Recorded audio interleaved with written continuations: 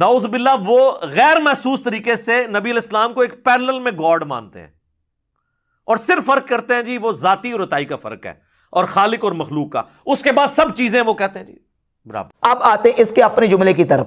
ہم پہ بہتان لگاتا ہے کہ یہ بریلوی نبی علیہ الصلوۃ والسلام کو گاڈ اور خدا مانتے ہیں، نعوذ باللہ، اور اپنا عقیدہ کیا ہے؟ اپنا فاسد اور باطل اور شرکی اور کفری عقیدہ اس نے کئی اپنے بیانات میں پہلے بھی بیان کیا ہے۔ کہتا ہے کہ اللہ رب العزت کہتا ہے کہ تم مجھے اپنی 60 سالہ زندگی دے دو تو میں تمہیں اس کے بدلے میں جنت میں منی گاڈ، منی خدا بنا دوں گا، نعوذ باللہ تعالی۔ ایک خدا جو ساری چیزوں کا مالک ہے اور وہ اکیلا اور یکتا ہے، وہ آپ کو یہ آفر دیتا ہے کہ صرف یہ 60 سال کی زندگی مجھے دے دو تو میں ایک منی خدا بنا دوں۔ سر وہ آپ کو ایک منی خدا بنانے والا ہے۔ لعنت ہے تیرے ایسے عقیدے کے اوپر، کلمہ پڑھ کے مسلمان ہو، بے شرم انسان۔ یعنی اللہ رب العزت بندوں کو کہتا کہ بندو تم 60 سال کی اپنی زندگی مجھے دے دو، 60 سال میرے کہنے کے مطابق اپنی زندگی گزارو، میں تمہیں جنت میں خدا بنا دوں گا، منی خدا، منی گاڈ بنا دوں گا۔ یقیناً یہ کلمہ کفریہ اور شرکیہ جملہ ہے، اس کا اسلام کے ساتھ کوئی تعلق نہیں۔ اللہ رب العزت کی ذات کے علاوہ کوئی خدا نہیں ہے، نہ منی، نہ لارج، نہ سمال، نہ میڈیم، کوئی بھی نہیں، اللہ کے علاوہ کوئی نہیں ہے۔ بس اللہ ہی خدا جو قائم بنفس ہی ہے، وہ صرف اللہ کی ذات، اللہ رب العزت کے علاوہ کوئی بھی نہیں ہے۔ اب یہ شرکیہ اور کفریہ اس نے جملہ بولا، اور اس شرکیہ اور کفریہ جملے کو بول کے پھر اس کو ڈیفینڈ بھی کرتا ہے۔ ابھی نئے بیان میں اس نے یہ بیان دیا ہے کہ وہ جی میں نے کہہ دیا تھا کہ وہ اللہ رب العزت جو نا وہ تمہیں جنت میں منی گاڈ اور منی خدا بنائے گا، تو انہوں نے جناب چوہے چھوڑنے شروع کر دیے۔ تو مرزا جی لوگوں نے چوہے نہیں چھوڑنے شروع کیے، تم نے کفریہ جملے بولنے شروع کر دیے ہیں، تم نے شرکیہ جملے بولے ہیں۔ اب کفریہ شرکیہ جملے تم بولو تو کیا اہل علم تمہاری گرفت بھی نہ کریں؟ کیا تمہارے ان کفریہ اور شرکیہ جملوں پہ لوگ خاموش رہیں، چپ تماشائی بنے بیٹھے رہیں؟ تو اب یہ ہے کہ یہ اس طرح کی باتیں کر کے ٹال مٹول کر کے اپنے فالورز کو مطمئن کرنے کی کوشش کر رہا ہے۔ یقیناً اس نے جو جملہ بولا ہے وہ شرکی اور جملہ کفریہ جملہ ہے۔ اور اچھا یہاں یہ بات بھی یاد رکھیں، یاد رہے کہ اب یہ کہتا جی وہ جنت میں اللہ رب العزت بندوں کو جو نا وہ کن کا تصرف دے گا، یعنی بندہ جنت میں اپنی جنت کو خود پیدا کرے گا، تخلیق کرے گا، جنت کو خود تخلیق کرے گا، اپنی جنت کو پیدا کرے گا، اور کون کہے گا تو کون کہنے سے ہو جائے گا۔ تو اللہ تعالیٰ جنت میں اپنی صفتیں دے گا، بندے کو اپنی صفات دے گا۔ تو اس لیے میں نے کہا کہ جنت میں جو نا بندے کو اللہ رب العزت منی گاڈ اور منی خدا بنائے گا۔ حالانکہ اگر اللہ رب العزت جنت میں کسی بندے کو یہ شان اور تصرف دیتا ہے تو اس کا نعوذ باللہ یہ ہرگز مطلب نہیں بنتا کہ بندہ خدا بن جاتا ہے، الیاذ باللہ تعالی۔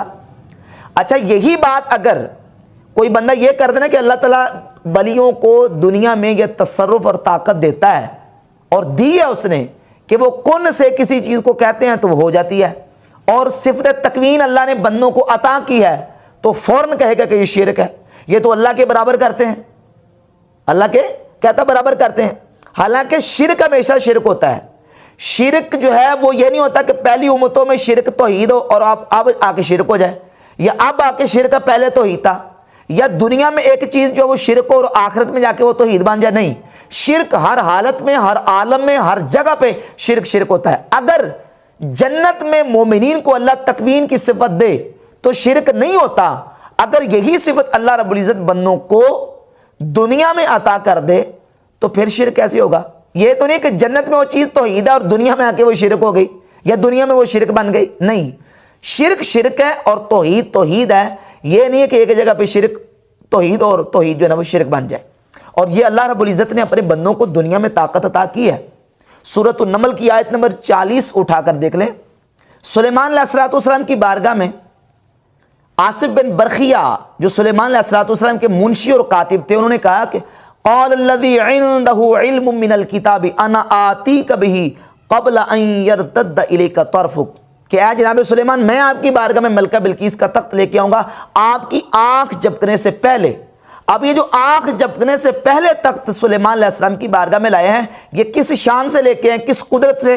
وہی صفت تکوین سے، اللہ رب العزت نے جو انہیں شرف عطا فرمایا تھا۔ تو یہ تو اللہ بندوں کو دنیا میں بھی عطا کرتا ہے، اور بغیر اسباب ظاہری کے سلیمان علیہ السلام کے منشی اور کاتب آصف بن برخیہ نے وہ تخت پیش کیا سلیمان علیہ السلام کی بارگاہ میں. اور یہاں اس بات کی وضاحت بھی کر دوں, مرزا اپنے مقصد کی بات جہاں سے اس کو ملے ڈھونڈ کے وہاں سے تلاش کر کے لے کے آتا ہے. اسی ملکہ بلقیس کے تخت کے والے سے اس نے بیان دیا, تو اب اس نے تفسیر کبیر کا سہارا لے کے اپنے عقیدے کو ثابت کرنے کی کوشش کی, جبکہ صحابہ کرام اور تابعین سے یہ باقاعدہ تصریحات موجود ہیں کہ قال الذی عنده علم من الکتاب, یہ جو قالا کا فاعل وہ شخص ہے وہ آصف بن برقیہ سلیمان علیہ السلام کی امت کے جو ہے وہ ولی اور سلیمان علیہ السلام کے کاتب اور منشی تھے. یہ ہے امام ہبۃ اللہ اللالکائی المتوفی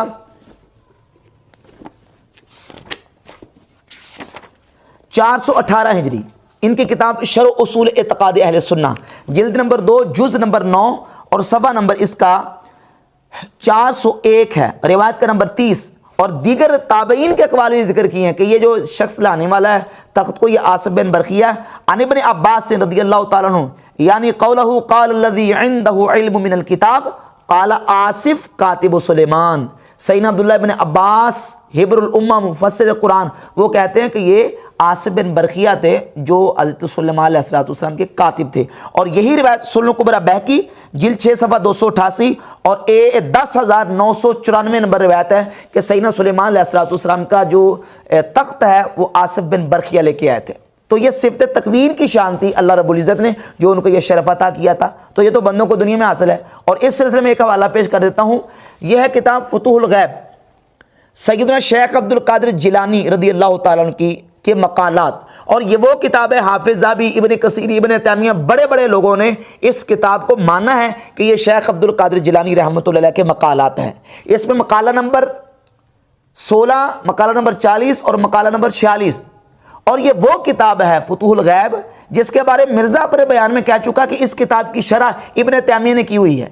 اس کتاب میں شیخ عبد القادر جیلانی غوث پاک سرکار رضی اللہ تعالیٰ عنہ فرماتے ہیں جب بندہ مرنے سے پہلے مر جاتا ہے اور اللہ رب العزت جل وعلا مجدہ الکریم اس کو یہ شرف اور طاقت عطا کرتا ہے. صفحہ نمبر 65 پہ لکھتے ہیں کہ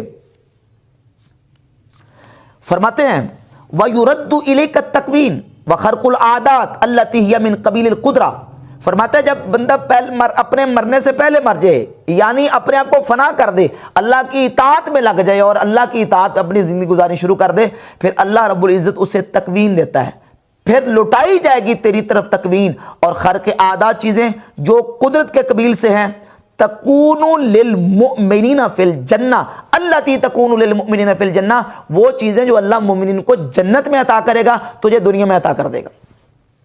یعنی مرنے کے بعد مومن کو جنت میں اللہ رب العزت عطا کرے گا, جنت میں وہ کہے گا کون تو ہو جائے اور وہ ہو جائے گی. آپ فرماتے ہیں کہ جو مومن کو جنت میں اللہ عطا کرے گا نا وہ تجھے دنیا میں عطا کرے گا. اور فتکون فی ہذہ الحالۃ کأنک احییت بعد الموت فی الآخرہ, تو ایسے ہو جائے گا جیسے مرنے کے بعد تو آخرت میں ہے. فتکون کلیتک قدرہ, تو کل کا کل قدرت بن جائے گا. تسمع باللہ وتنطق باللہ وتبصر باللہ وتبطش باللہ وتسعى باللہ وتعقل باللہ وتطمئن وتسکن باللہ. فرماتے ہیں پھر تو اللہ رب العزت کی دی طاقت سے سنے گا, پھر دیکھے گا, پھر بولے گا, پھر پکڑے گا, پھر کوشش کرے گا اور سمجھے گا. اور فرماتے ہیں کہ فتعمن سواہ, پھر اللہ کے علاوہ تو اپنی آنکھیں بند کر لے گا, بس اللہ رب العزت کی قدرت کی طرف دیکھے گا اور بہرا ہو جائے گا. فلا ترى لغیرہ وجودا مع حفظ الحدود والاوامر والنواہی. اور صفحہ نمبر 35 پر تو واضح لکھا کہ اللہ رب العزت فرماتا ہے بندے تو میری بارگاہ میں آ. فرماتے ہیں اللہ رب العزت اپنی بعض کتابوں میں فرماتا ہے یا ابن آدم, اے ابن آدم, انا اللہ الذی لا الہ الا انا, میرے علاوہ کوئی عبادت کے لائق نہیں, صرف میں عبادت کے لائق ہوں. اقول للشیء کن فیکون, میں کسی شے کو کہتا ہوں ہو جا وہ ہو جاتی ہے. اطعنی اجعل کا, تو میری اطاعت کر میں تجھے بنا دوں گا. تقول للشیء کن فیکون, تو بھی کسی شے کو کن کہے گا تو وہ ہو جائے گی.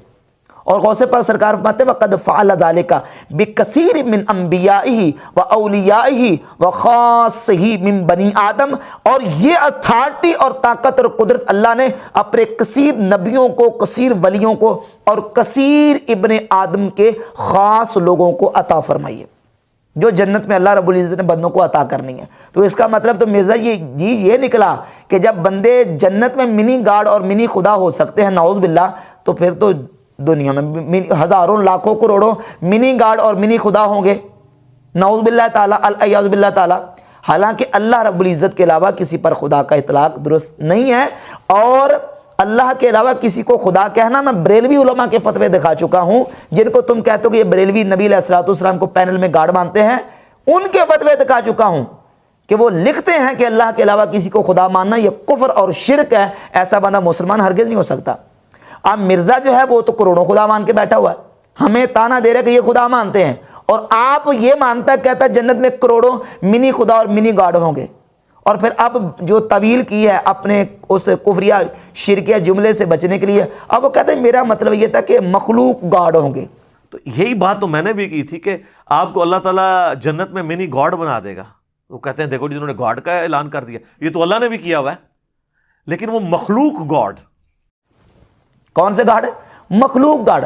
حالانکہ اللہ کے علاوہ کوئی خدا نہیں ہے, نہ خالق نہ مخلوق, نہ ذاتی نہ عطائی نہ حقیقی نہ مجازی نہ ذلی نہ بروزی. لا الہ الا اللہ, اللہ کے علاوہ کوئی الہ نہیں. اس طرح کی باطل تعویلیں تو مرزئی کرتے ہیں.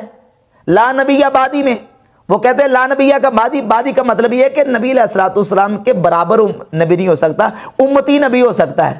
اور اسی طرح کی مرزا طویلیں کر رہا ہے کہ خالق گاڈ نہیں ہو سکتا, مخلوق گاڈ ہو سکتا ہے, مخلوق خدا ہو سکتا ہے. تو مخلوق گاڈ بھی اور خدا بھی نہیں ہو سکتا, اور خالق بھی اللہ کے علاوہ نہیں ہو سکتا. بس اللہ کے علاوہ کوئی خدا نہیں ہے. اور اب پھر اس سے بچنے کے لیے ایک اور اس نے بھی جناب وہ ہیلا کیا اور تعویل کرنے کی کوشش کی ہے, اور کہا یہ دیکھیں قرآن مجید میں اللہ رب العزت فرماتا ہے لو کان فیہما آلہۃ الا اللہ لفسدتا, اگر زمین و آسمان میں اللہ کے علاوہ کوئی الہ ہوتا تو زمین و آسمان میں فساد برپا ہو جاتا. تو اس طرح تو اللہ بھی کہہ رہا ہے قل ان کان للرحمن ولد فانا اول العابدین. اے حبیب فرما دیجیے اگر اللہ کے علاوہ اللہ کی کوئی اولاد ہوتی تو سب سے پہلے میں اس کی عبادت کرتا. دیکھیے تو اللہ بھی فرما رہا ہے. حالانکہ اس کو کہتا ہے تجویز محال یا تعلیق بالمحال, اور یہ لفظ بھی کسی سے سن کے اس نے بول دیا تعلیق بالمحال کا. حقیقت یہ ہے کہ یہ ہے محال. یہ ایک اصول ہے کہ جب کسی چیز کی حساسیت اور اہمیت کو بیان کرنا ہو تو ایک محال اور ناممکن ممتنع چیز کو فرض کر کے کسی چیز کی حساسیت اور اہمیت کو بیان کیا جاتا ہے. اب یہ تو ہیں چیزیں محال, اور اللہ نے ان محال چیزوں کو بیان کیا ہے. اب سوال یہ پیدا ہوتا ہے کہ جنت میں بندوں کو صفت تکوین ملنا اور کون کہہ کے چیزوں کو ہو جانا, کیا یہ محال ہے؟ نہیں, یہ تو ممکن ہے, بلکہ یہ واقع ہوگا.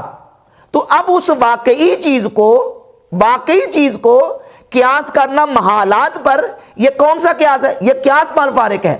لہذا مرزا کا یہ کہنا کہ میں نے وہ اس طرح کہا تھا جس طرح قرآن میں کہا تھا, یہ بالکل باطل ہے. یہ اس کا دعویٰ اور اصطلاح درست نہیں ہے, اس لیے کہ یہ ایک ممکن اور واقع چیز کو محال چیز پر قیاس کرنا یہ درست نہیں ہے. لہذا وہ تعلیق بالمحال اور تجویز محال ہے, اس کا اس کے ساتھ کوئی تعلق نہیں ہے. لہذا مرزا کا یہ جملہ یقیناً کفریہ اور شرکیہ جملہ ہے, اور مرزا کو اس سے توبہ کرنی پڑے گی, لیکن اس طرف آنے کے لیے تیار نہیں ہے. اور اس کے فالوور اس کو مجبور کریں اور کہیں کہ تم نے اللہ کے علاوہ کروڑوں اربوں لوگوں کو منی گاڈ اور منی خدا اور مخلوق خدا کہہ کے یہ جو ہے جملہ کفریہ اور شرکیہ بولا, تم اس سے توبہ کرو.